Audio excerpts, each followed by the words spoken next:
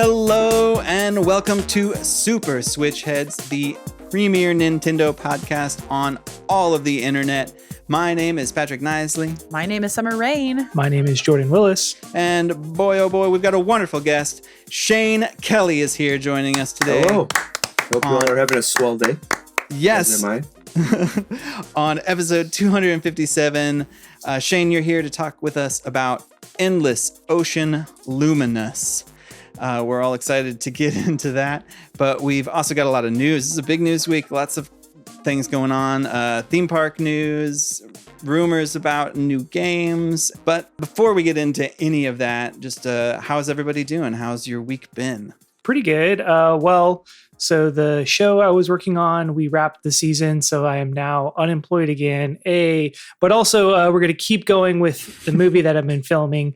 So, one thing stops and another continues to go, but that should be wrapped up by hopefully the end of this week, and we'll at least finish principal photography. So that's exciting. But other than that, just trying to keep myself busy, keep myself out of trouble, help around the house, that kind of stuff. I did recently get some kaleidoscope lenses that I'm so excited to talk about. So I've been this guy, he's been making kaleidoscopes for like 40 years.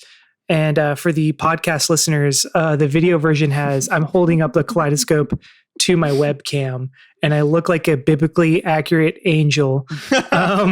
Anyway, super cool to get these. They screw onto the end of my film photography lens, so I can make kaleidoscopic film photos. And I also recently figured out how to screw it onto this is how it ties back in, the lens for the video camera we've been using for the movie. So now I can also film kaleidoscope videos. So that's probably something that will just keep me busy till the next gig comes around. I feel like I'm just going to do that for about a month. Anyway, how about y'all? How y'all doing? I'm doing okay. I'm doing good. I'm mostly I'm in crunch mode. So those of you that know me, always got conventions on the horizon. Anime Central is coming up. It's not this weekend, but the weekend after. So we're less than 2 weeks away now. And I need to get my accordion to the accordion shop. What a sentence to say. Because the one that I want to take with me for when I cosplay Cass, it's just got like a stuck key that apparently is a quick fix for someone who knows how to fix accordions. So I need to run that down to the shop that I now live only 30 minutes from to get that looked at. And last week I went and saw a big band, jazz band. They're called the Blue Shift Big Band because they're a new VGM cover band here in Chicago. It was really excellent performance, but the opening act was even more surprising because that act consisted of a 4-piece band where the band runner was their quote unquote drummer, but they were actually a tap dancer. So they did music from Super Mario on the DS, but they tap danced the rhythm and like had drum solos, but as a tap dancer. It was so cool. I was not surprised, or I was extremely surprised to see that. So carrying that energy with me as, continue to do novelty video game music performance acts. Very nice. Shane, how's your week going? How have you been doing? Let's see here. Working as usual. Actually, it's ramping up. Working 50 to 55 hours a week. I'm glad it's not a day. Yeah, that's but that's still a lot. I want to get paid that though. But playing Endless Ocean, I took my daughter to the library on Saturday for comic book day. Picked out some comic books, made some hero masks, did a few scavenger hunts, got a few prizes. My wife just picked up her prize. They got to make bookmarks over the past week, and she won the category of the adult and the comic book. She made a Spider-Gwen bookmark. So cool. Also, I like banana cream pie, and I'm allergic to bananas. I learned that today. So awesome. Well, so can you have like fake banana yes. flavoring? So that's where you can. That's where you're able. That's to where eat I can cheat. Okay. Yes. Yeah. All right. For everybody, we were talking about this before we started. No, we weren't. No, entirely organic. We were singing some song. 1, 2, 3, bananas, clap, something. I don't know. Well, I have had a pretty fine week. Things are going pretty good for me. I don't really have a great anecdote to report. I'm sure I could think of one, but I'm going to just say things are good. And with that, we can move on. Last week, we did an episode on Nintendo arcade games. And so, of course, we were talking about arcades and arcade games in different places. And CC's Pizza came up. And over on the Discord, Medium Quality had to say that they don't hate the macaroni cheese. I'm totally butchering what they said, but I'm essentially saying they don't hate something at CC's Pizza, and I'm upset. I can't even get through the quote because CC's Pizza is terrible, y'all. I understand it being like a guilty pleasure. Like, I'm with you. I remember the first time I went was my best friend, when she found out where my grandma lived and that it was close to a CC's Pizza. She was like, "Can I come visit you and your grandmother? And like, can we go to CC's Pizza?" And I was extremely underwhelmed, but I understood it's like the all you can eat, like gluttonous, like, macaroni on the fucking pizza. CC's is like college food. We'd get coupons like buy like 2 for 1, and then we just split it. And, it was good for that, when I didn't have a lot of money. Yeah. Yeah. Well, moving on, we also had a lot of great discussion about arcade games, including Carosetta AV, Cool Uncle Vince, the huge 27, who started going to an arcade or went to an arcade after the episode was inspired, and Swampy Southpaw, who was talking about is Bill Clinton in all the arcade games. Because we were talking about that. And over on Instagram, Sprowlix2 liked the "I didn't know Metroid could crawl" bit that I think David did. So thanks to everybody for commenting on the show. If you too want to be shouted out, then come join the Discord, be part of, talking about the episode over there, and we'll shout you out, or leave a YouTube comment. Also, we have a Patreon, thanks to all our patrons over there. If you'd like to support the show, please check that out. And it really does help us if you hop over to the YouTube and watch the video version and hit like and subscribe over there. And with that, we'll move on to the video game news.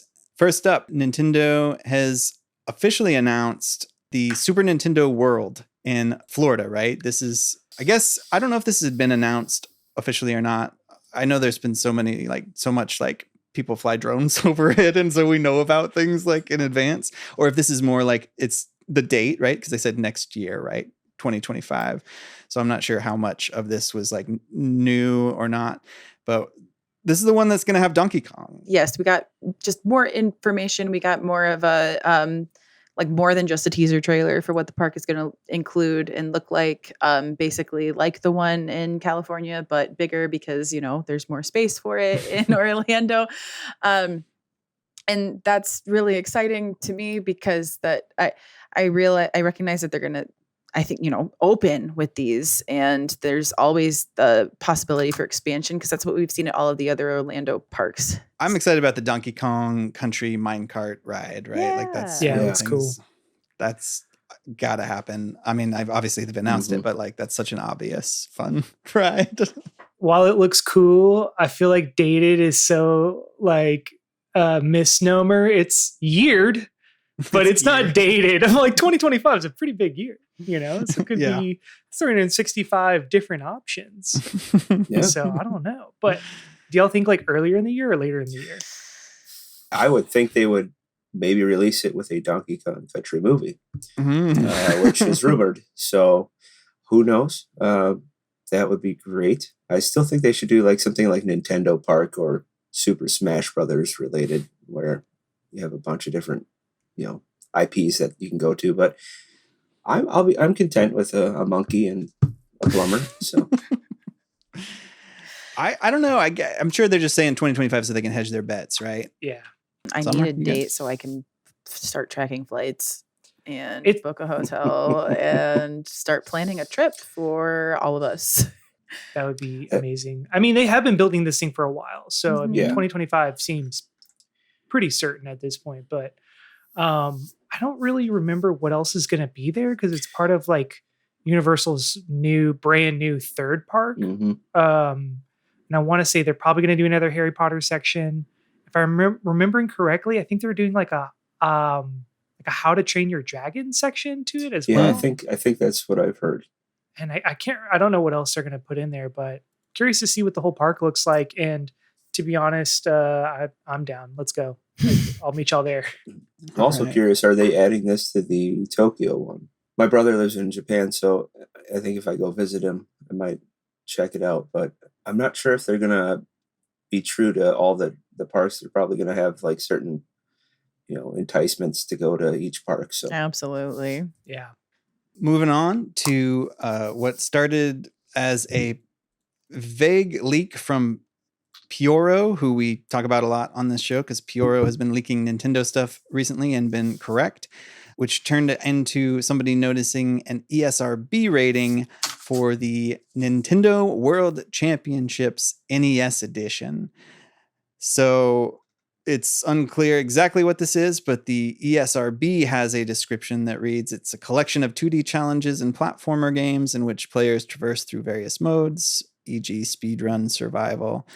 I mean, I don't know a lot about this cartridge that Pioro shown. I know it's like a sale item or an auction item that sometimes happens, right? That happened back in 1990 or whatever. Right. It was what you used to like for if you were competing, right? Or was it what you won? Well, there are a few golden cartridges out there that people won for competing, and they got these cartridges, and they're worth a lot.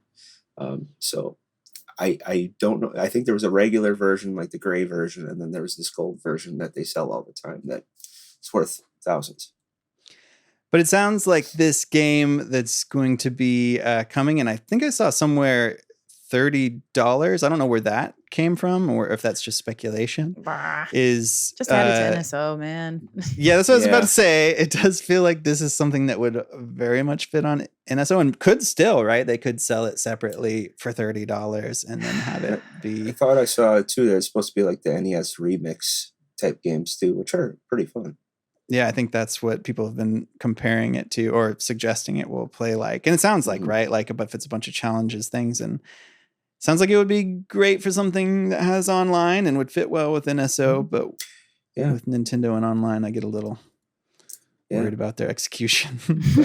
Absolutely.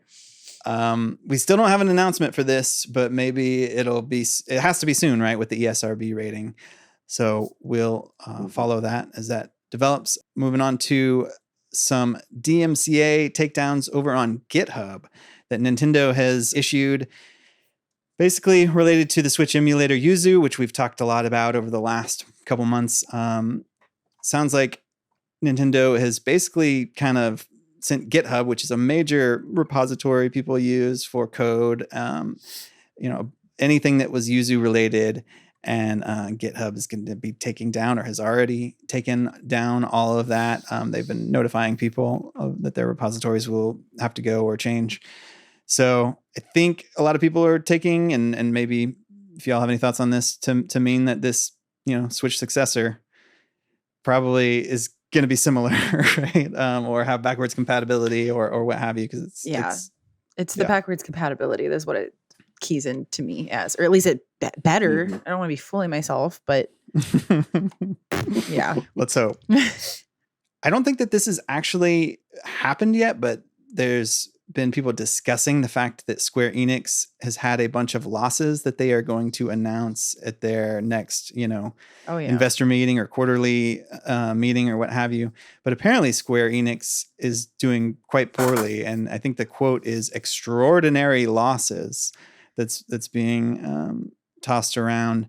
Summer, you got yeah, I have opinions about this. The most annoying thing about about Square Enix to me right now is that their games aren't selling poorly. Like, their games are selling as well as they always have. It's that their games cost so much to make now.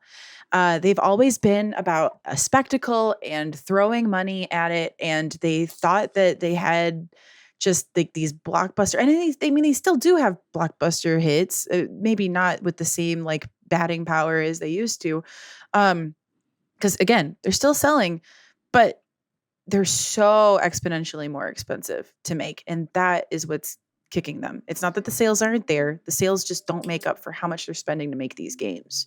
Yeah, it kind of points to me like how unsustainable the AAA. AAA sphere is right now. This is Mhm. kind of like a prime example. But I think they also have an issue of they announced or were working on a bunch of games that eventually got canceled, including like probably some live service games that they worked on for a long time, probably sunk yeah. a bunch of money into, expecting to get a return on that investment, and just canceled the games entirely. And even some of their live service games that did eventually come out, I feel like there was like some sort of battle royale Final Fantasy game that was out, and I don't even remember what it was called because it was so flash in the pan and it's already shut down. I think they've just kind of been making some bad calls as far as where they think the market's going and not being able to get too far ahead. Like they can't get ahead of the market. They're just they're trying to play catch up at this point. So not super surprising. They're going to really rely on their NFTs to really save them, and bail them out. Unfortunately, that doesn't bode well, for like more closures and cancellations and stuff to hear this. But one other thing I hear people talk about, which I don't think is necessarily true, is that Square Enix is really tied in with Sony, and some people being critical of that, which I don't know how y'all feel about, if that's even a valid criticism or not, but does kind of tie into our next topic, which is Sony has been apparently pushing for PSN accounts, that is PlayStation Network accounts, for all the PC Helldivers 2 players. And this was sort of a big story that evolved over the last week, where this was announced, and it's problematic because some people on Steam are not in regions where they can get PSN accounts and stuff like that. And so people started review bombing Helldivers 2 on PC, because this wasn't part of the deal from the beginning. And then now, as of like a little bit before we started recording, this just changed where Sony has backed off, right? And said they're not going to do that. It was pretty dramatic to see the reviews change, because we'll get into this a little bit later, but Helldivers 2 is a very successful game. I think it was mostly positive, and then it was like mixed, and then it was like mostly, and then it just became like underwhelmingly negative, like the Steam reviews. Those are the categories they use over there, if you don't know. So any thoughts on this? Do you think it's fair to be upset about this? It was nuts watching the reactions and watching the wave and watching like in real time, like a protest working. And in the instance of like, this is a good thing that people, united over and protested this, because they isolated a huge part of their player base. It's scummy because it tells you that's what they were probably planning from the start. Hard to know how much of that Steam like did or didn't know about, because supposedly this was never, or like it wasn't very clear in the terms when you accepted that. And we all know how they hide things in terms that are super long, expecting us to not read them. Mm-hmm. That's a whole other separate thing. What's comical about PlayStation's statement about how they're, backpedaling on this is the quote, "We're still learning what is best for PC players, and your feedback has been invaluable." What do you mean you're still learning? As if you're not an industry giant? You're like, yeah, I get it that you like primarily like work in consoles, but it doesn't mean that your games haven't been going to PC for over a decade. Like, what do you mean you don't know? You don't know what's best for PC players, my ass. They clearly don't know what reaction they were in for, or else they wouldn't. You're right. Like, and I theoretically understand why a company would want everybody in their ecosystem theoretically, so that they can have a better control over individual experiences, like with reporting and how all of that might be handled, instead of like Steam having to independently do it with their users, like Sony wanting it to all be within their system. But one of the huge concerns over this was the huge data breaches and like hacks that happened to Sony, where tons of people's information was doxed because of their PSN accounts. And that was a huge, that was part of the backlash with this. Right. Well, of note, Ghosts of Tsushima is coming to PC, and it's not released yet. And they have said you are going to need a PSN account for that. Oy. And I think I think that's fine, right? Like, I think part of the problem here is changing things, right? Yes, because again, a bunch of people who could play the game suddenly couldn't. Right. If it's part of the deal from the beginning, then obviously I would like to think Sony sees this and realizes that that's not what people want and or is going to limit their sales. But if that's what they want to do, at least communicating that, right, and making it part of the deal from the beginning and not region locking people who've bought games and stuff like that. Mm-hmm. So unfortunately, it's been announced that Take-Two is going to be closing down a couple of studios. They're going to be closing down Roll7, which is known for the Ollie Ollie games, and also Intercept Games, which is the company that is currently making the early access Kerbal Space Program 2 game. There has been a statement they're going to still support that, but I think if you were on the fence about buying Kerbal Space Program 2 because it's in early access, this doesn't inspire a lot of confidence that they're shutting down the studio that's making it. Like, or is it gonna, what does that mean? How are you going to support it then? Like, obviously this sucks, just like all these things that are happening, so many closures and layoffs. So especially like Take-Two, like how big they are and how much money they have. And I don't know. I know it makes you feel kind of scummy about GTA 6.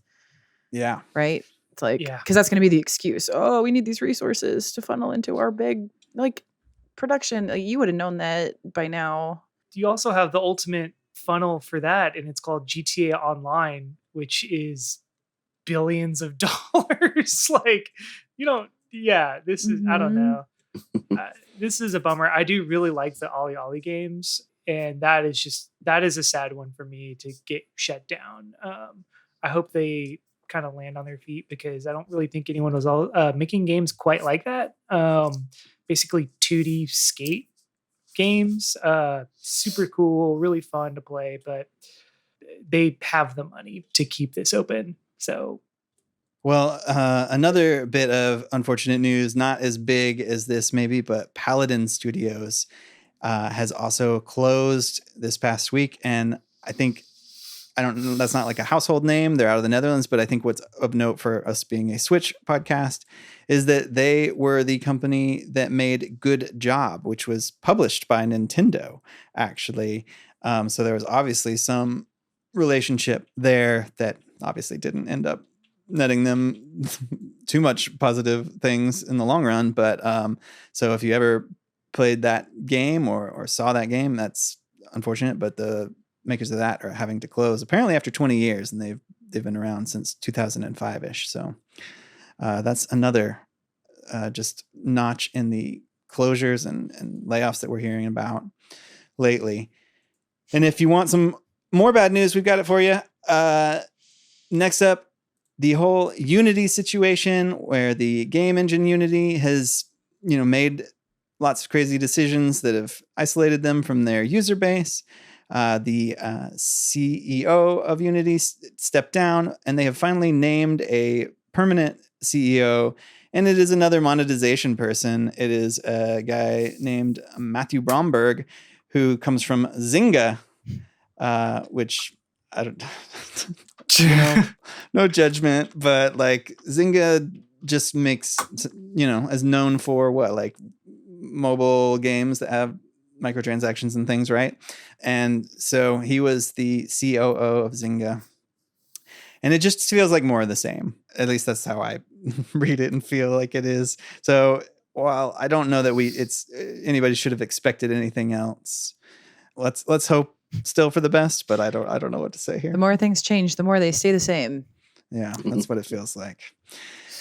Well, with that, I don't know. Okay, we'll move on to some less depressing news, hopefully, here, to the Circana numbers. So every month, Circana was formerly known as the NPD. They put out numbers thanks to Matt Piscatella over on Twitter, or X, I guess we have to call it. And I don't know. I skimmed these are the March numbers, I think, that we're getting, actually, which is kind of funny here in May. But for Nintendo fans, Princess Peach Showtime is the number one March game in the US, and this is mostly physical sales, and Unicorn Overlord is number 2. And then of note, just sort of broadly in gaming, kind of talking about Helldivers earlier, Helldivers 2 continues to be the like best-selling game in the US for 2024. And that's why this kind of stuff is just kind of baffling that they keep, we didn't even talk about all the past controversies in Helldivers 2. I don't know. It's kind of a crazy situation there. I don't know if anybody else spent time looking at the Circana numbers and has anything that you caught that you want to talk about. Dragon's Dogma 2 also did really well. I don't know if that'll stick around because we're talking about March. I think price-based, that's probably why Helldivers is doing fairly well. And that's almost a shout out to AAA companies that $70 isn't going to cut it sometimes. So, yeah, good for them. Yeah, they're managing to mess it up, but we'll see. We'll see with how things go the rest of the year. I also just want to point out that Mario Kart 8 is still in the top 20 and how just insane that is. Yeah. How are there? Because it's just, how are there still people who don't own this game? They're buying it still. Where are you? Who are you? For the Wii U, I had to buy the DLC. So right there that's a lot of money. And I was refusing to buy it, but I ended up getting it as a present. So we're talking about, did you buy it this past month? No. This isn't about when I did that too. I'm talking about just this past month. Who still has it? Who still doesn't have Mario Kart? It is perpetually up there. And is still buying it. That's what's bonkers to me. I mean, awesome and in a good way, right? But it just blows my mind. It's why we don't have another Mario Kart. I still find it funny that I got Super Mario RPG on the Super NES for $100, and then I got the remake for 57 or 55, whatever I paid for. I'm like, I did this. I bought it again. The better version for cheaper. Yeah. Thanks to Shane for pointing this one out right before we recorded. This isn't probably worth digging into too much because by the time this episode comes out, the next Nintendo investor meeting will have happened. But there's been a lot of rumors that the Switch successor, Super Switch, Switch 2, is going to be shown off or discussed, and that maybe they've shown it behind closed doors to some folks even as of the time we're recording this. These are rumors that even if the investor meeting, notes come out and don't mention it, we'll have to see. I don't think it's worth speculating too much about. If they don't announce it within this time frame, it won't be coming out this year / up to the March 31st of next year. So I'm hoping they say something because it's about time. I last night when I was playing Endless Ocean till 11:30 in the morning, and the back of my Switch cracked. So oh no, it's time. It's the original one I bought day one. It's 8 years old. It's fragile, much like my old bones. But it's about time. I was gonna say my daughter is 7, and I bought the Switch 11 days before she came. She came to the world. Showtime. This is older than you. So I got pretty good playing The Legend of Zelda with one hand while feeding her in the other hand or rocking her to sleep. So multitasking at best. Well, we'll find out, right, if there's any news about this, and we'll talk about it next week if there is. A couple more things, just some events that are happening. We got a new Splatfest coming in Splatoon 3, and this one's kind of funny. The question for this is, what would you do at the world's end? And the 3 possibilities here are same old, bucket list, and save the day. So kind of a strange one, as we were discussing over on the Discord. Summer, you don't agree? You think it's fine? I mean, I think it's in line with the Splatoon 3 canon. Yeah, that's true. Because they are literally living in a post-apocalyptic, and so, I don't know. They're like, okay, what if it happened again? Again, right? Yeah, I think it was David that pointed out if save the day is an option, then it's not really the world's end. It's a little confusing, that part I get. That if we save the day, then it's not the end of the world. And yes, but let's is it do like that then, if that's possible. like a Zelda timeline? Is it like if I save the world at 8 a.m. versus 8 p.m. or did I was wearing my favorite T-shirt at the time this happens. Jordan's a hater. I'm just quietly listening. Jordan's waiting for us to move on. Jordan is sleeping during the Splatoon talk. Well, we can move on. So no, we're talking about, this is actually, the rest of the episode is about discussing the implications of each team of the next Splatfest. We have not decided. Usually as a Discord, we like to pick a team. I don't know. I don't feel strongly about anything here because I guess I feel like if save the day is an option, then we should save the day. That just seems like from a practical level. Don't be lazy. I agree. Because I'm scared that what this is actually meaning is like, oh, by the way, this is the last Splatfest. Or I'm sure we'll at least get ones through September. But it makes me nervous that like at the end of this one, they're going to be like, by the way, we're ending the service in a couple months. I think you could combine them all because if you were going to save the day and you do it daily and it's on your bucket list, and all three are covered and we're all good. Somebody made that joke. What if saving the day is same old or something like that? This is happening on May 18th. So not this weekend, but the next weekend, right? Yeah. And then there is another Nintendo event that we want to point out that is happening this weekend, and that is the Tetris 99 Maximus Cup that ties in with our main topic today, which we're going to get into in just a minute, which is Endless Ocean Luminous. So if you want that Endless Ocean Luminous theme for your Tetris 99. Why wouldn't you? Why wouldn't you? Then play a little bit this weekend. And apparently this is the 40th Maximus Cup. Whoa. How about that? Nuts. That is kind of nuts, right? That game is stuck around. Yeah. They've supported it. So good on that. I like that part of it. Well, that's going to do it then for our news segment. We are going to take a short break. And when we come back, we're going to be talking all about the newest Nintendo release, Endless Ocean Luminous.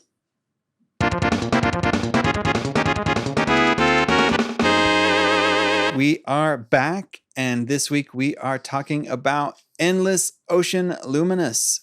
The newest Endless Ocean game just came out for the Switch this past Thursday. Unusual for a Switch release, but gave us all an extra day. I wish that would happen more often. We're going to give our take on it so far. So as we like to do on these kind of episodes, I'd like to just start with just sort of a general overview. Like if everybody's had a chance to play at least a little bit, how are we feeling about Endless Ocean Luminous? Shane, I know you're a big Endless Ocean person. One of the reasons that I should back up, one of the reasons I wanted to have Shane on for this episode is Shane and I both have written, and Shane, maybe you still write for bossrush.net. Correct. And Shane's had some success writing pieces about Endless Ocean and like in particular one article about whether it will be another one, right? So I have two. I actually wrote the titles down because I had one that came out before the announcement of Luminous, and it's called Will We Ever Get to Dip Our Flippers in Endless Ocean Again? And that one actually is like consistently a high viewed piece. Especially before the announcement. And then after the announcement, I made one called, Is the New Endless Ocean Going Deep Enough, or Will We Be Left in the Shallows? And yeah, maybe. I don't know. I don't know. Somewhere That's in the what middle. we will answer today. I'm like a buoyant fish of some sort, just bobbing back and forth. Yeah, well, how are you liking it so far, Shane? Well, there's a lot of good aspects to it. I do like the soundtrack, and also like playing with my daughter. It's real interesting to see how she plays it now. They have that, of course, AI Sarah in there that talks to you, and she's starting to learn to read, and it's really nice that she can like go and, hey, that's an awesome fish, scans it. And then Sarah reads a little blip about it, and she gets to learn about it. And it's just kind of exciting to see her take on it. And I know that's not what everybody's looking for. Everybody wants something different out of this game. I particularly wanted a good story, and I don't know if I am getting that yet. I don't know why they're doing that, but they kind of have like a a dam built or a barrier reef of sorts around the story where you have to scan fish.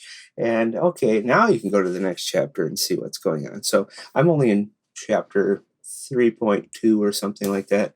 So it's, there's still a lot left, apparently, like 5 or 6 chapters. So I do like exploring. That's like my favorite part of it. But I'm still getting that cozy kind of, I just got home from work and I don't want to think about work and math and whatnot. So, I'll start to play this and drown myself out, so to speak. So, yes, I am a dad. I have dad puns and jokes and whatnot. So. Summer or Jordan, how are y'all feeling about this game so far? I've played probably about 5 or 6 hours, I'd say, at this point. I think I got to chapter 2.2 in the story, and I have fully 100% explored one procedurally generated map, which I think is something to mention too. I didn't really realize this when I first opened up the game, but it's procedurally generated maps that you explore, and then you just explore another procedurally generated map, so on and so forth. You can do that with friends or you can do it solo. I have been playing Patrick's copy. Shout out. Thank you, Patrick. So I have not done a shared dive yet. I will be honest, I'm really middling on this game. I enjoyed it a lot, but for me, it doesn't do enough of any one thing well enough to keep me invested. And we can get more into that breakdown as we go on in the topic, but I like what your point though, Shane, was with a kid. I think this game would be awesome because it is like a very early learning tool for about fishes and mammals of the sea, i.e. whales. No, e.g. whales. So I think it's cool in that sense, but And do y'all consider this a budget game because it's $50 instead of $60? That's another thing we should talk about at some point. Yeah. Anyway, so that's about where I'm at. Summer, what do you think so far? I have not played any other Endless Ocean game. I watched my sister play the first one. Don't know if she played the second one. To my understanding, though, wasn't the first Endless Ocean just literally you got off a boat and you explored and you looked at fish? Was there a story in the first game? There's somewhat of a story, yeah. I mean, I thought it was just you see the big whale at the end, and then you get to hear the beautiful song. But the second one was like there was like combat mechanics and had more of a story. First one, yeah, you're on a boat, and you get your information from a I want to say computer human. Yeah, it's not an AI Sarah, but it's it's pretty generic. Go off the boat, go look for stuff. To me, it still has I want to say, personalized story compared to what we have right now in this one. Okay. The AI in this one, I feel like the Wii Fit trainer is telling me what to do under the water. It's just like, I'm not complaining about that, but it's just a different aspect. No, The second one had the boat, but also had an island, and you were on the island and you got to go from the island to do these different things. And I think it had a stronger story, number 2. But I feel like this one, I don't know what to make of it. Since I'm on chapter 3, the story is getting somewhat interesting to me. I know a lot of people aren't going to have similar views, but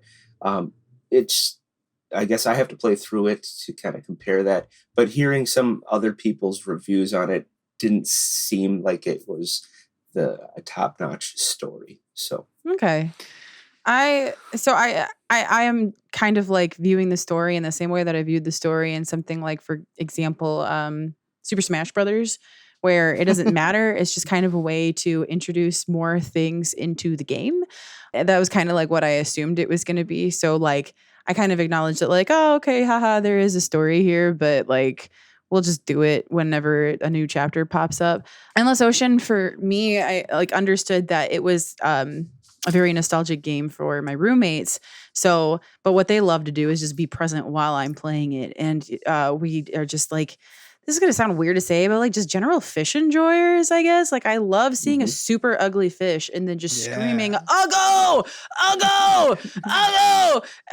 Or if there's like a really beautiful fish, I'm just like, now why is she pretty? You know, that's what the game is to me. Or we see Thanatos and we're like, oh no, it's Thanatos. Like literally just like reacting like dorks in the living room. Like that's what this game is for us. And I'm really enjoying that. I think my only complaint so far is sometimes when I find myself in kind of more depths, there isn't any music for a really long period of time. And like music doesn't seem to pop in until you go further towards the surface or like super far deep. And like when you're kind of in those middle areas, it'll like just be silent, just ambient sound for a really long time. That's kind of weird to me because I really want the just stupid like, I don't know if that's like Nintendo's way of kind of keeping it creepy. I don't know. Just seems like something it would do. So yeah, maybe. I've been really enjoying it, but I think the problem I'm having with this game mostly, and I actually really do enjoy it, but is that it doesn't, like I think Shane said something earlier too about like not doing any one thing really well because it's kind of doing several things. And I feel like there's a couple different ways to play this game. And I wish there were more options to play them those ways. Like, there's like, I wish I could turn off all the UI that keeps popping up. That just kind of takes me out of because the way I kind of want to play it is kind of what you were talking about, Summer, but without the getting excited part, like with just the like, ooh, there's another fish, you know? Yeah. Like, you're right. It should be like in like Tears of the Kingdom where you can turn all the UI off, right? And just like once you know the controls. But there's all these sound effects in like 20%, 30%, you know, and I'm like, whoa, I don't care about any of that. You can turn the sound effects off. And that was one of the first things that I did. I'm trying to read about these fish because I want to read all these facts, which I want to get into in a little bit too. But then there's like messages popping up over it about how much has been explored and stuff when you're in shared dives. And I also have enjoyed playing it with my son, but that means we have to do a shared dive. And shared dives, you can't do just, I'm kind of getting all over the place, but you can't do it with just your friend. Random people join you as well, which I think is fine for some. Random people do join. Which I think is fine for, you know, if you're by yourself and you want to swim with random people, there should be an option for that. But when we're swimming, just the two of us, all these dings and pop-ups are happening about the group and all these, and like, you know, that we'll get into maybe the specifics of this, but the events happen and they get triggered so fast because everybody else is doing it. And we're just like, I didn't do anything. It's like a community find, which I think is all right. Like if I want to go do that, because specifically it's an hour long. And, you know, as an adult doing adult things, I don't tend to have the time to do a long session. So if I can join a session that's already been going for a half hour, I can join in on the fun and collect a bunch of stuff that people already marked on the map. Help me unlock that 99 tablet thing. I think it's great. I just wish there was a private room. Yeah, they should have a private room. I hope they do. I doubt it, but I hope they do updates that do not cost anything, that they can, at least make the quality or longevity of this a little better. Right. I think that's one of the other issues, right? Well, let's get into the gameplay modes and the gameplay itself, right? So if you don't know anything about Endless Ocean, you probably intuited some stuff, but you're swimming around and you're scanning fish and learning about them. And that's really the main gameplay. There's nuance to that, but there's the story mode, which we hinted at. And like Shane said, it's really kind of locked off. You have to get to chapter 2, which I haven't even done. You have to scan 500 fish. And that's a lot for, like, I've played the game pretty decently. And, like to Summer's point, you'd think that story would kind of introduce you to the game, but it kind of is like you play through chapter 1 and then it seems to want you to go do shared dives or something, I think, which is the thing they're kind of pushing. I don't know. Do y'all feel that way? Yeah, I do. Because I did hear that for chapter 5, especially, you have to find 500 species before chapter 5 unlocks. And there's only like 500 and something in the game, right? It's 90 or 78 or something. It's under 600. Closer to 6, but under it. So it's procedurally generated. Do you just have to keep playing and hoping you get enough fish to unlock the rest of the story? Yes, I guess. Well, yeah. With it being procedurally generated, it's not random. It means that it's going to be generating things kind of based on what you quote unquote need next. And also, like, it's still intelligent design. I think one of my I would assume. I'm kind of jumping again to like, but I actually really like this game, but I feel like I'm going to mostly complain about it. Like, I don't feel like it's a very intuitive game for a game that feels kind of casual friendly. I feel like when I started playing it, there were so many things I didn't understand until like several hours in, a few different play sessions in. And there's even a few things that I still don't understand, like gathering light pops up when I'm in a shared dive and I'm like, what am I supposed to do now? Or whatever. Yeah. And like there's orange circles are a thing, but then orange circles also appear behind you when you're swimming. And I just feel like there's a lot of unintuitive kind of things that the game forces you to do with these shared dives, which I feel like it's trying to encourage you to. It's almost like, ooh, shiny. You got to go towards that. Okay, this is what I'm discovering. I'm discovering a light that potentially gives me experience points and also is a collective that unlocks other things. And orange spots, someone puts down something, a marker, and okay, now I know this is a marker. I know this is a treasure. So, it's both telling you by not holding your hand and telling you by holding your hand. Yeah, I just felt like it took me a while to kind of get some basics, longer than I feel like it should have. It was just today or last night that I realized the whole, if a fish, like that there were fish that I had already scanned the species, but like the individual fish that were still blue and you still have to scan them even though you've already gotten the species. Figured that out last night, and that kind of actually took me down a notch. I was like, I was gonna say, so I played Beyond Blue, and Beyond Blue requires you to scan everything in an area, and it is not as quick as what they have in here, where you can pan around and scan a bunch of fish. Which is kind of nice. At the same time, you keep seeing your fish percentage rise. I think I'm at 86% on my 100% procedural map. So I'll have to look everywhere if I want to get that 100%. But it's not required. Yeah, that's what I was just about to say next, though, is at least it's not required. I'm assuming there's some achievement that gets you, whatever really cool color combo on your suit, but you don't have to do it. You could always get a new generated place if you're tired of what you're in. And the thing that also wasn't super intuitive is the shared dive IDs. I thought it meant the shared dive ID was like the room I'm joining. And in a sense it is, but you can go back to that. It is the physical or lack of digital map. Yeah. And so I think that's like one of the like other unintuitive things I thought. Like it just took me a while to realize some of these things. And that's not necessarily a bad thing. Like you said, Shane, like some games, it's kind of fun to understand and explore as you go and learn. In your shared dive, so when I did it and you find all the orange areas and you find the fish that has the, I don't know, jitters of some sort. The UML. Yes, the UML, that disease. And it unlocks the same like legendary fish or whatever, like every time you do it within that hour. I don't within the hour, yeah. Yeah, I'm like, why wouldn't you do something different? Like, well, you just wait till the next hour. But honestly, that's kind of good. And that's what I'm saying. People rush that stuff and they find it and I don't get to find it. And then it goes away. And that's where I'm like, I want the private dives.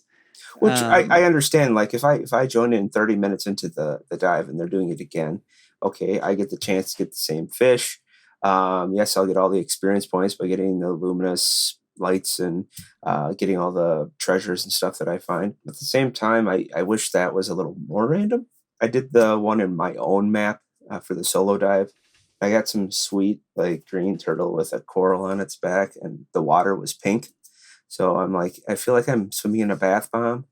And my daughter's only complaint is she can't find a mermaid in there. So I hope there's a mermaid in there. I hope it's, there's in this some pink weird ones. blush water. I have I could be wrong, but I have mostly done shared dives, and it's been a different one every time. Mm-hmm. So I think It's possibly you could back out and start a new one, and it would be a different one, or no? Yeah, it's the same but in for the solo dive, I got that turtle twice. Gotcha. So maybe it is the hour. I don't know, but I've seen 4, I think. But essentially, what we're talking about in this game, just to clarify for anybody that hasn't played it, is there are these sort of, the normal things you encounter are real fish, right? Mm-hmm. And then there are some made up, either based on legends or legendary creatures. And prehistoric. So. Yeah, and prehistoric things that aren't real today, but that you can find. Characters from the previous games too, I believe. And they call them UMLs, unidentified marine life.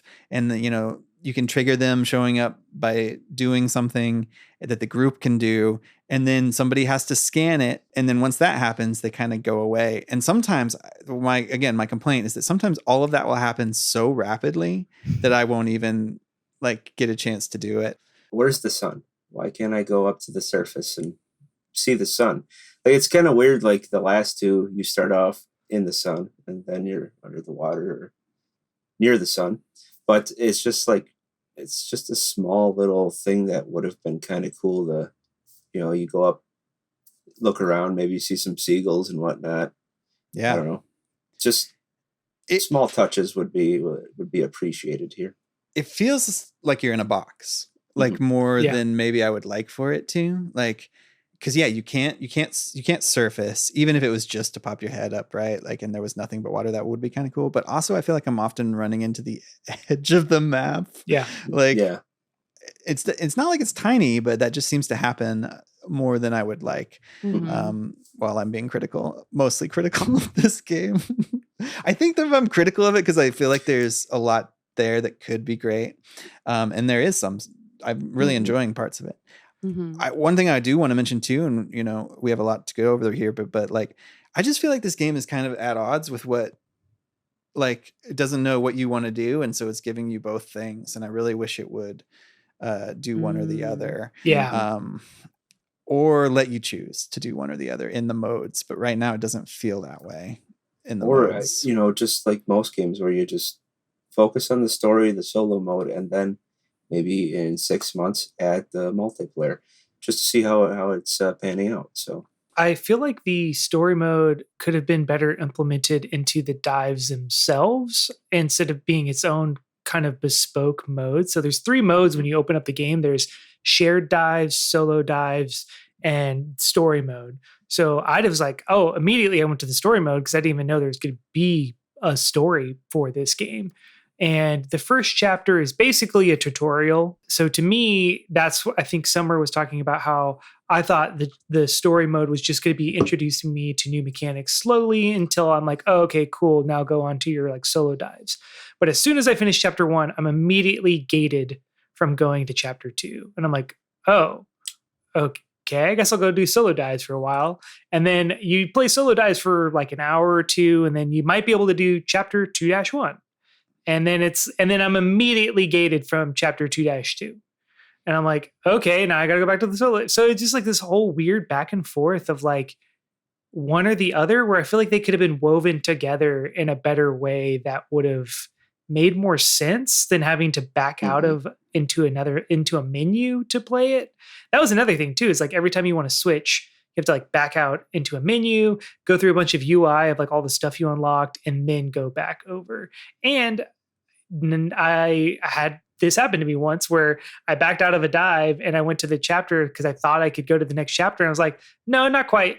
I was 57 fish short. And I'm like, okay, well, gotta go back to the dive, go find 57 more fish, and then come back in. And then also when you go back into the dive, you start at the very one central beginning point. You don't start where you left off in a solo dive, which is not a huge issue because I'm like, oh, okay, now this time I'll go north, or this time I'll go south, But it was just weird little things like that. It would have been nice to put a flag or something where you would like to go, or maybe have 5 flags, middle and top, left, bottom, right, and corner. Just at least go closer to where you'd want to go. And Yeah. but then again, that lends to, well, go explore, go a different direction. I get it. While we're talking about the story mode a little bit and criticisms of it, I think also, and this is not just the story mode, but I think the choice to have the main speaking character be this AI voice that is purposefully sounding like an AI voice, like they're leaning in, like this is like an Alexa talking to you. It's kind of not pleasant. It's not horrible, but it doesn't feel like it fits with the vibe, right? Of something natural and something like even if it was an AI, but it had a little more personality and didn't feel like a flat Alexa talking to me in very, staccato phrases. I feel like they're like, well, what can we do to have it be different from the other two, and what technology can we use? AI. Put AI in there, and let's make it sound like Alexa underwater. I don't know, but I get it. I get putting it in there, and I get it. Trying something different. I just feel it's not as personable. I haven't gotten as far as y'all in the story, but there is another character, and Daniel. I don't think it's a spoiler to mention Daniel, but Daniel isn't voice acted, right? And Daniel is like, no. and I get why theoretically, right? Because he's wearing scuba gear and you hear this sort of blub, but they're still talking to me, and I'm understanding what Daniel is saying. And Daniel has a lot more personality. And so me and my son, we play the story mode together simultaneously, which is kind of hilarious, but on 2 Switches. And we voice act Daniel, and Daniel's got a really, country voice and deep and Daniel, because it's like this game needs something like that. It needs like a little more personality, and Daniel has it, but you don't get it because it's not voice acted. Right. And when you read the fish, or if you want the fish facts read to you, it's just all that same sort of voice. Like I'm literally like, Alexa, what is a clown triggerfish? A clown triggerfish is found in, I feel like this game is sometimes like wanting to be realistic, like Sim, and then sometimes wanting to be cartoony and fun. And it like tries to ride this line. And for me, I'm like, pick one or the other, because doing it both ways just kind of leaves me with a weird taste, because it's just like, yeah, the AI voice is weird. I don't even mind if Daniel was voice, because it's like, who cares? It's a video game about you swimming around in the ocean, and then it's all real fish, and then there's like suddenly a fish that hasn't existed or will never exist. No spoilers. But and like same with like Jordan knows the future of evolution. Oh, dude. There's just like, God, I don't know. Say, maybe Daniel is Link. He doesn't talk. Yeah. I don't know if you saw it, but I saw that I found an ocarina in there. Oh, nice. As one of the treasures. And then they had another tablet talking about 7 sages. I'm like, maybe there's a hint that the next Zelda should be under water or have water. Or it's just for water temples, actually. Actually, the next Zelda it's game a water temple trainer. The next game is just a water temple. Yeah, you can get a Triforce sticker for your suit as well. Yeah, I was trying to look past the AI voice at first. I was just like, whatever. But I looked it up really quick, and yeah, it is just a voice to text reader. It's not anything that was like actually, first of all, like programmed beyond that. Like it is a voice to text reader. So it's the fact that like they decided to have that voice read out and then have a character that speaks, but not get a voice actor for it, and for like a game that's like on the Switch, like that just feels kind of. Can I turn the voice off? Yeah, that's why it's a budget game. Okay, $10 less. That's what you get. Well, had they got a real person, that's a whole other. 60. I feel like I feel like we have to like define what budget game. Well, I'd like to talk about that, but okay, sorry, Patrick. No, it's okay. To follow up on something Jordan just said, the other way this game really is, is struggling between the two things. Is the like busy numbers go up, gotta scan them all, versus take your time and enjoy yourself. Sure. And like, and I think that's fine, and you can play it either way, but it if you try to play one way, the other way kind of pulls at you, especially if you're trying to play the more chill way, you know, where you end a dive and it's like all these like, you know, your experience numbers go up and it's like, whoa, I was just trying to swim around and all these bings and bongs as you're going, which I know you can turn off. Summer, thank you for that tip. But I'm harping on that point, so I'll let it go. One thing I didn't like either is like if you go over a certain spot, it disappears, you know? So like when my kid would be swimming, all those would disappear. And then I'm like, okay, so which spots did I not scan fish? So it's like, it was really hard to go backtrack and figure out where I didn't scan fish. So I guess don't play 2-player if you don't want that. I guess. But, yeah, y'all have been playing in a slightly different way than me. I've been playing very more chaotically of like, I swim around on this one for a little bit and then we start a new one. You know what I mean? Like to not get too invested in one map, I think. I think you're playing the way that they kind of intended it to be played, just based on like my experience of fully exploring one map. I don't think you're meant to scan 100% of fish in a given map, which is or like weird. At least more than one. Yeah, that they have like some sort of metric for that, because like once I got to 100% of exploring the map, it was like, yeah, you've only scanned 75% of the fish. And I'm like, dude, that's pretty good. I think that's a pretty high number. I am not swimming this entire map again to find 25%. Like I will be damned. So I think the way that you're playing it seems more like kind of how they want you to play it, is just in small bursts on all these different types of maps. Well, let's talk about the budget aspect, because I think that's a good point. This is a $50 game, which now for Nintendo seems to be their budget price, right? Like I don't think we've seen a $40 game in a while. The most recent WarioWare game was $50. Metroid. Yeah, Metroid. Good point. That was the last one, right? How long ago did that come out? A year and 3 months ago. Yep. Okay.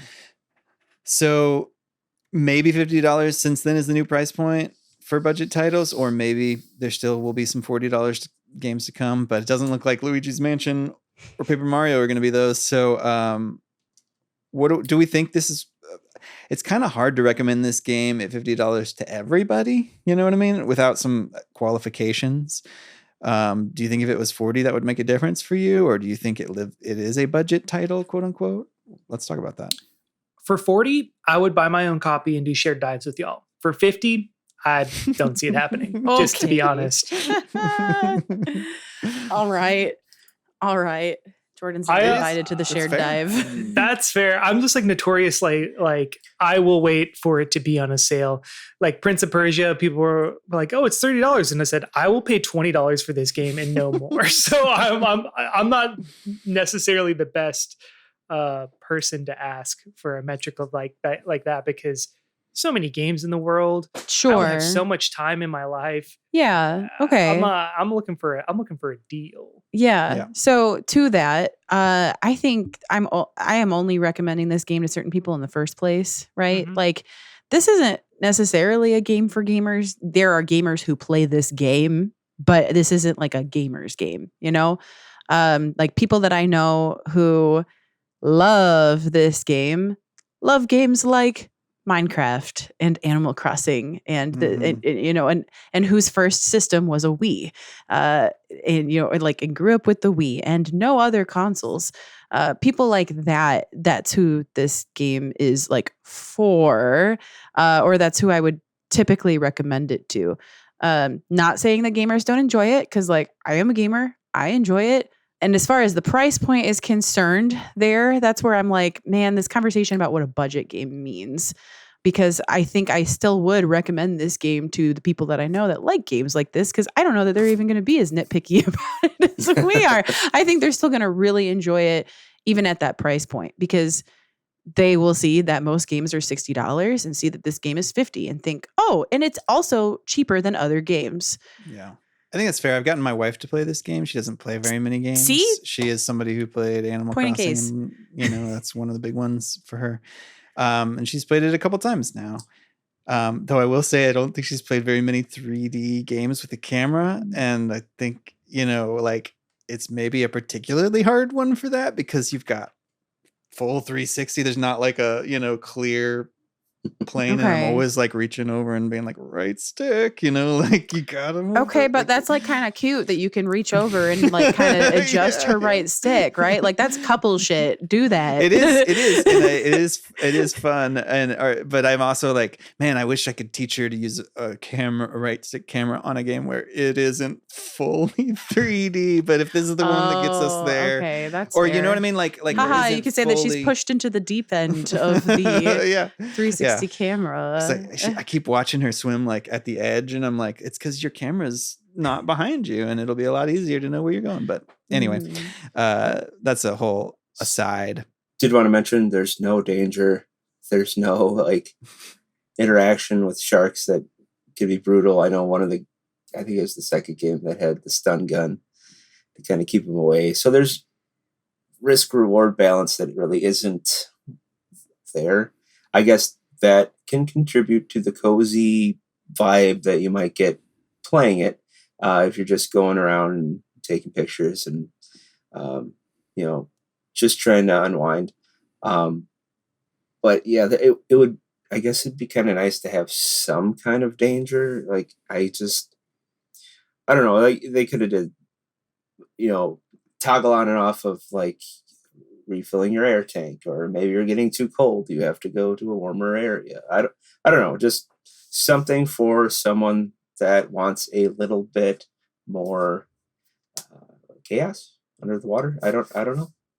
It also leads to some weird moments where, like, Summer, you mentioned Thanatos, like, you read the description for this shark that's just like a terror and it looks scary, but like, I'm right by its mouth.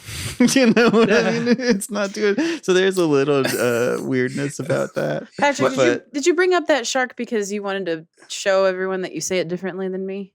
Oh no, I actually felt really self-conscious about saying the name. So if I said it wrong, like I thought I was saying it the way you said it. Oh, I thought you were like, I'm going to bring this up so that everyone can hear how I say it differently. No, I really. Sometimes people do that. I'm afraid to say names a lot on this podcast. You should know that by now. Is it like the ocarina debate? It's ocarina, by the way.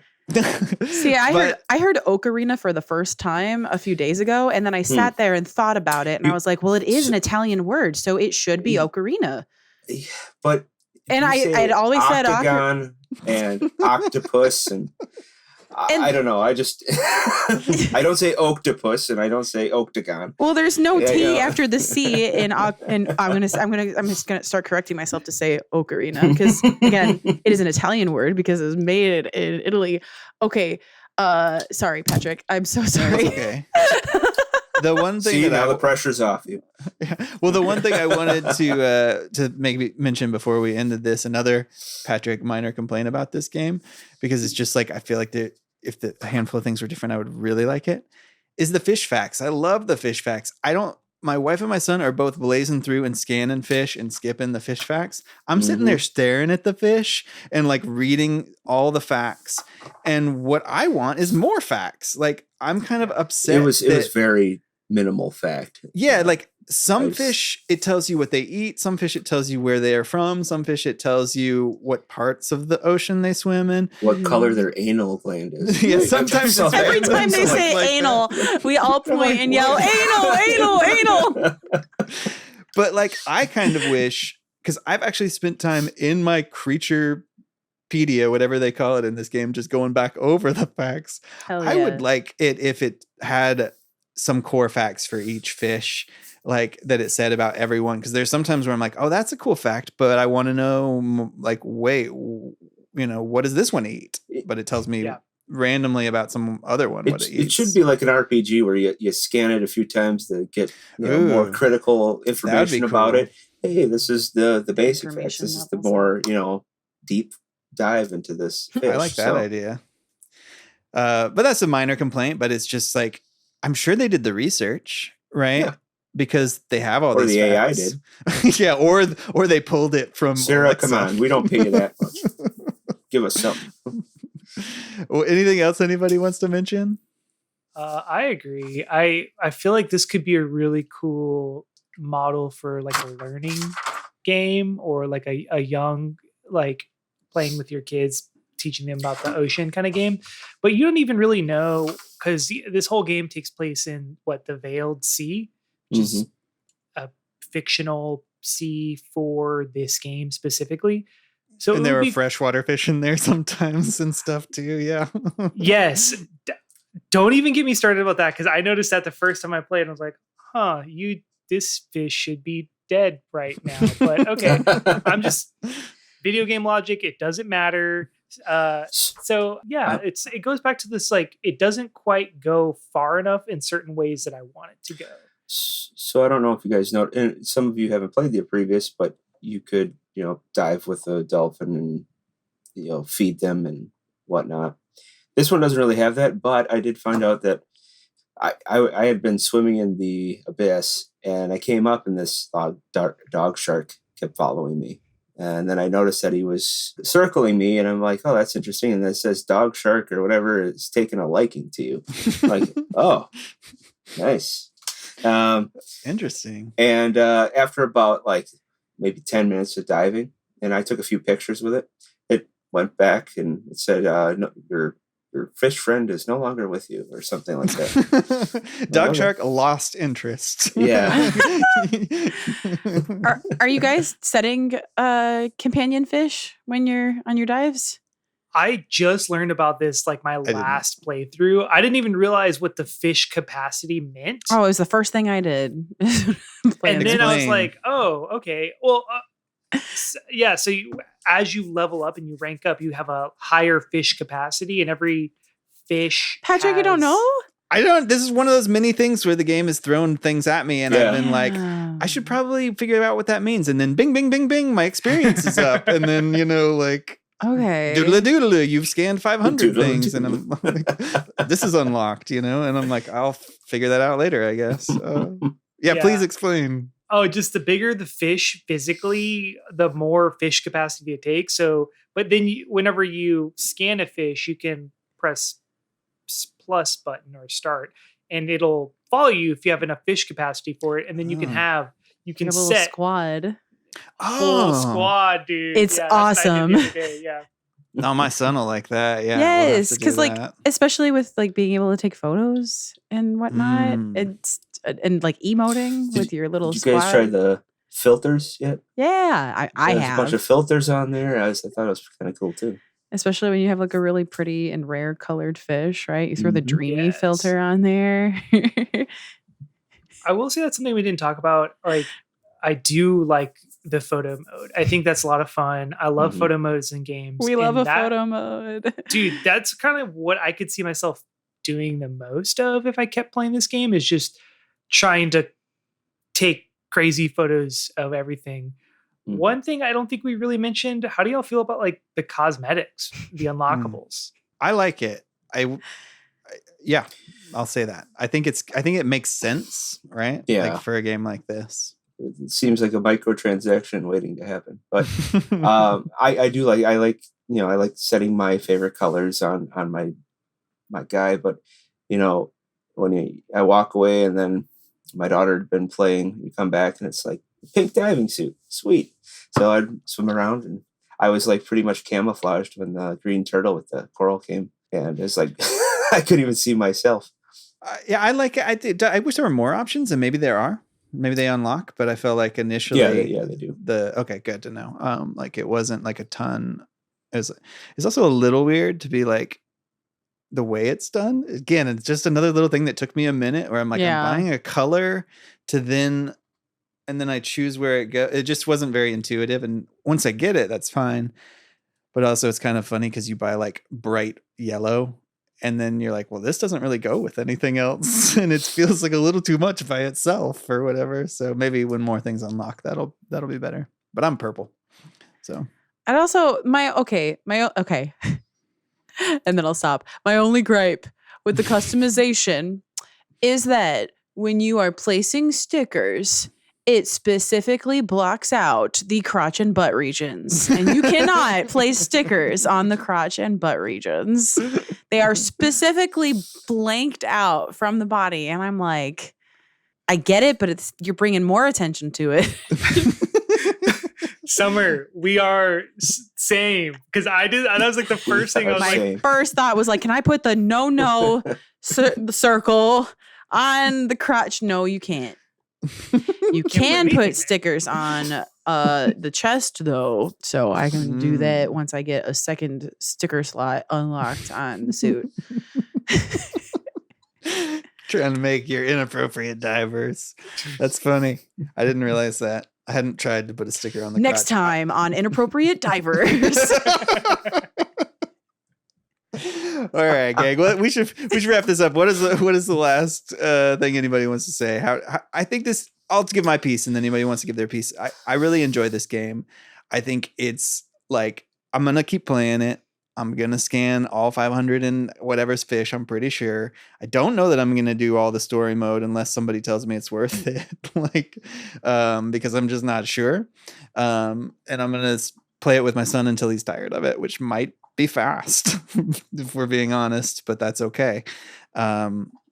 So hard for me to recommend to just anybody. But y'all have heard us talk about it, so I feel like you've got a good sense of it at this point out there listening. Anybody else? Anything we didn't talk about, or any final thoughts?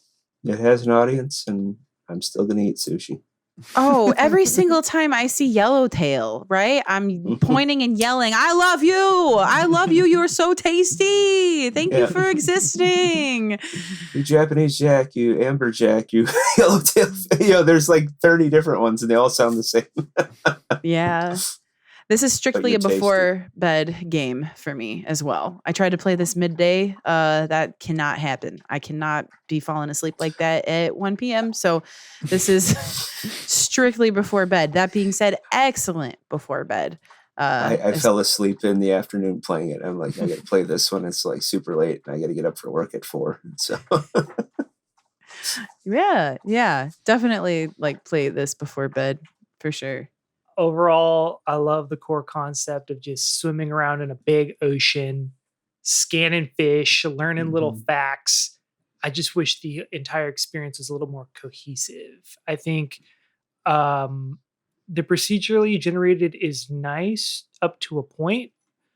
I think if I was to make this game, I would do something more like the story has one big map that you explore, and then the shared dives are all procedurally generated.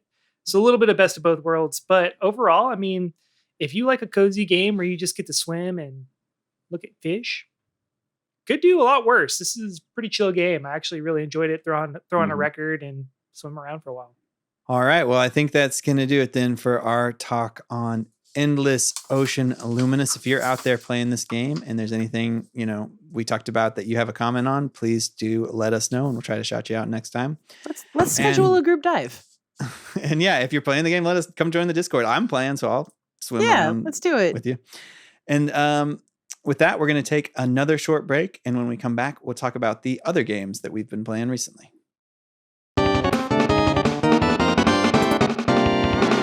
I've been playing a lot more of Trine Enchanted Edition with my kid. We've been playing 2-player. I don't know how long this game is, and I am hesitant to look it up because I think we're at the end, which is great. If so, it's great length. And if it's not the end, that's fine too. But I will report back once we finish it. We got to a segment that kind of feels like it might be the end or leading up to the end. And we haven't beaten it yet. We failed a couple times. And so that's what made me think it might be the end. And we got a little frustrated by that. So we set it down, but we'll attack it soon, I'm sure. And then I'm also just always playing Salmon Run, y'all. I try not to talk about it every week, but I wanted to talk about it this week because I've been really enjoying it again. And I've also realized it is such an escape for me. Anytime something's really stressful in my life or something, I'll be like, I'm just going to play a round of Salmon Run. Shout out to AVK and I had a call recently where we talked about our Splatoon addiction and it is kind of a problem. So I've also I oscillate between my rank in Splatoon 3 Salmon Run, but I've also just been up in executive VP, which is the highest rank lately. And that also feels really good because the players are better. And so it just it's a better experience. So anyway, I try not to talk about it too much, but I love me some Salmon Run. And I think other than that, it's really just been Endless Ocean, which we already yammered on about. So, Jordan, do you want to go next? Yeah, so mostly Endless Ocean this past week in preparation for this, just getting a good feel for it. I really wanted to 100% explore a map before we talked about it today, so we really focus on that. I am still very slowly going through Paper Mario, but by the time this episode releases, I will have finished Paper Mario Original. I am very close. I'm in the last dungeon, so that will be done soon. I really enjoy it. I think it's great. It's your first playthrough, yes? It's my first time beating it. I've always stopped around the Boo Mansion in previous playthroughs. So that's probably about 2 or 3 times. So this time I'm like, no, I have to beat this game before Thousand Year Door comes out. I have to. I don't know. Something in me is compelling me. I'm still personally a bigger Mario and Luigi fan, but at the same time, maybe Thousand Year Door is the one that's going to really like knock my socks off. We'll see. The other game I've been playing, I really haven't been playing that much. Is for 20 cents, I got a game called Hole.io, which is played that online. Yeah, which is a website I used to go to and whatever. I don't know if on the website to me read as you're playing against people, but I don't know if that's true or not. This game is completely offline unless you do split screen multiplayer, which I paid 20 cents for the game. How am I going to really be mad about 20 cents? But I'm like, man, this would be a top tier game that I'll be playing like every day if it was, you versus 8 people all trying to become the biggest hole. That's what the game is. Like you're a hole, and then you eat things around the world, and then the more you eat, the bigger hole you become, and you can eat bigger things. Kind of like a reverse Katamari almost. I was going to say Donut County. Donut County, I loved. Yeah. I love Donut County because it had a little bit of a story and kind of also presented itself as a single player experience. This one, I guess I didn't read the fine print close enough. Do you consider it a budget game? For 20 cents? No. That's something else entirely. It's a secret third thing. Yes, it's a mobile port. Anyway, and then I've just been reading a lot of books and shit. So I've been reading a book about San Antonio beer, and then right now I'm reading Winter's Bone, and then I'm gonna shout out to the book club in the Discord. One of the coolest sections channels of the Discord that it's been really fun to see that pop off because damn, we're literate. I didn't, people assume gamers or just don't read or consume anything else. And we're like, no, damn, we're a pretty literate group of folks, which is pretty cool to see.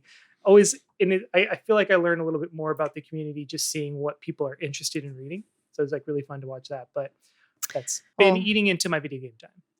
I'll go next really quick. Speaking of gamers who can't read. Gamers who can't read. I have been playing Fortnite because there's a Star Wars event because, Star Wars Day, May the 4th be with you. It's this past weekend. So of course there's going to be a Star Wars event during that time.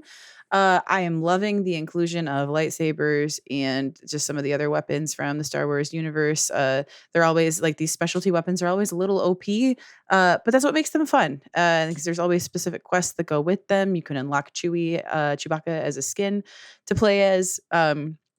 That you keep after the event as well. That's a big part of what like gets me going in these games.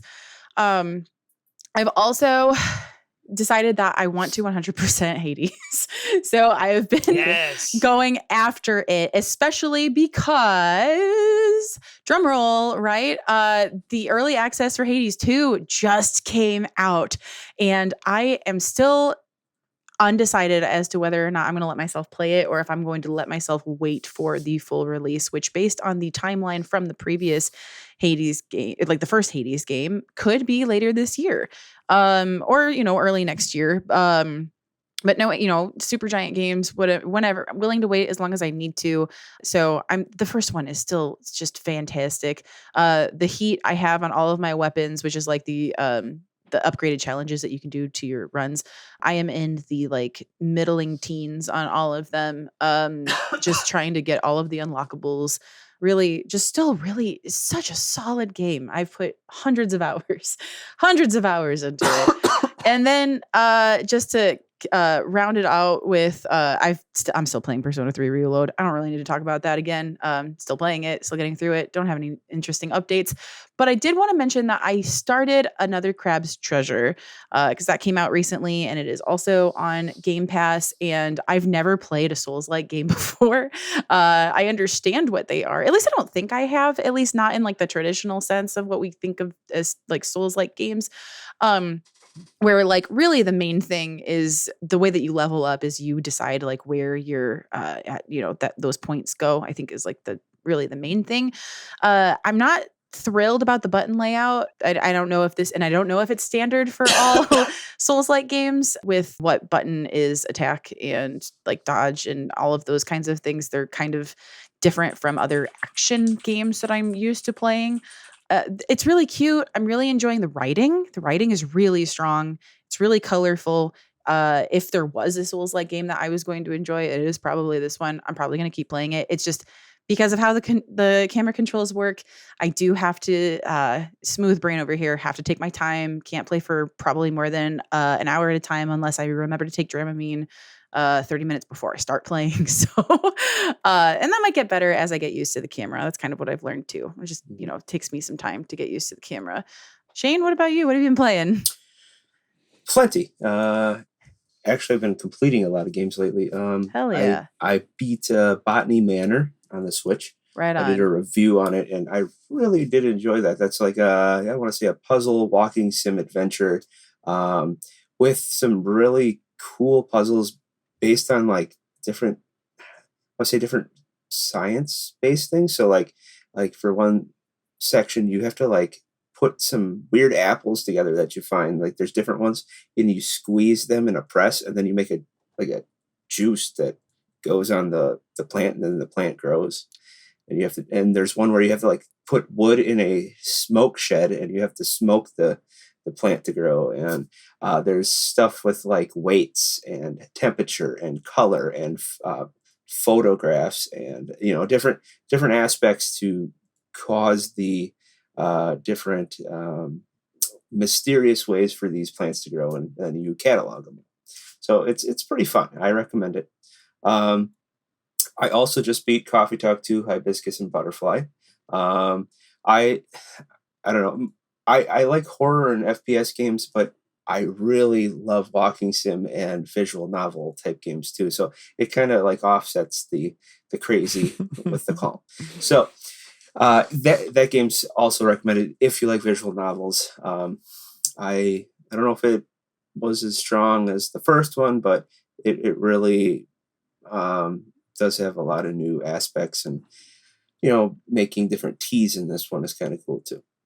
I also beat on PS5 Kenna Bridge of Spirits, also known by made by Amber Labs, who made that Majora's Mask short, and that is also a Souls-like type of game, which I didn't expect when I played it, but man, it's hard. Like if you even at like normal, it can get hard, and I had a great time playing it. The visuals are good, the sound is good, story is good, so I recommend it if you haven't played it. Also on PS5, I just started Last Stop. I don't know what to expect from this game. I've only played a little bit. It's going off of the premium on May 21st, so I'm trying to beat it before that. But it's like it's following 3 separate people's stories, and it's like cartoonish in the graphics, and but there's like really like serious I want to say topics in here. So yeah, I check that out if you like story chapter-esque mode type games, and it's all British based, so that they've got their British accents. So I just beat also. I don't know why the last 2 weeks I've been beating a lot of games. On Steam, I bought Pools, I don't know if you've seen it. I know Patrick was No, I talking don't to me know about it before, but Yeah, we were talking about it, but I don't know it's what this is. it's like, what do you call it? The subliminal weird Back rooms. walkaways. Yeah, backroom type things.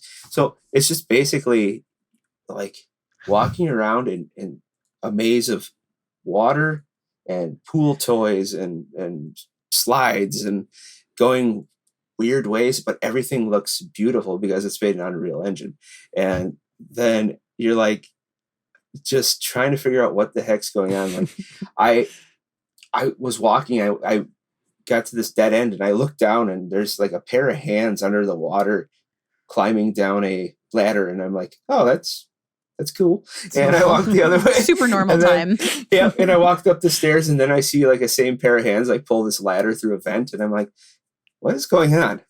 So, you keep playing, and I like walking sim type games. So I am trying to write a review on it and trying to interpret what the game is trying to convey to me. And I have some theories, but it's just very, like these games are kind of abstract. So I would read some reviews on it, mainly mine when it comes out. But it's worth a try. Maybe I got it on sale for like $8.50 before it came out. It's like $9.99. And the last game I'm playing, and I've been playing for like a month now. It's fun, but it's on Netflix. I play it on my phone. It's called Leia's Horizon, and it's like I want to say it's like a Sky type game. But you like just randomly like fly around trying to unlock things and go through hoops and discover new areas. And then as you level up, you'll get new capes, and then the capes allow you to do new things. And you have races in there, and you can discover different areas to have like photo opportunities and stuff in it. So it's just a fun game. So if you have a Netflix account, I don't know if a lot of people know that, but you can play a ton of games on there. And there's a lot of good games on there. So I recommend it. Nice. I hadn't heard of that one. I do like to have like a Netflix game on my phone and rotate around. So I'm gonna have to check this one out. Yeah, it's pretty. Well, I think that's going to do it then for our episode on Endless Ocean Luminous. Shane, thank you so much for coming on and talking with us about Endless Ocean. Anytime. And thank you to MilkyWay.co, who does our website. Thanks to Corduroy for doing our music. Thank you to all our patrons over on Patreon. And if you're looking for me online, you can find me as PDYX. You can find me everywhere at Weebewitched. You can find me online at Boardan. And Shane, what about you? Is there somewhere folks could find you a online? few places. Main tag is at Still Saying Shane on X. I write for Boss Rush Network. I have a series on there called So Then I Just Backed It, a series on my Kickstarter adventures. I really like Kickstarter stuff. And then I also am a part of Another Zelda podcast. So I write and do podcasting for them and run their Discord. Nice. Definitely check out Shane and Boss Rush Network and Another Zelda podcast and all that. That's great. So that's going to do it then for this episode. I'll do my best, David, here and say, if you want to find the show online, we are Super Switch Headz on Instagram and Facebook. We are Switch Headz on X/Twitter. And we've got a TikTok now too, right? And we've got a Patreon, so definitely check that out. And that's going to do it then for this episode. As David says, be kind to yourself, be kind to one another, and we'll see you next week for another great episode. Until then, bye-bye.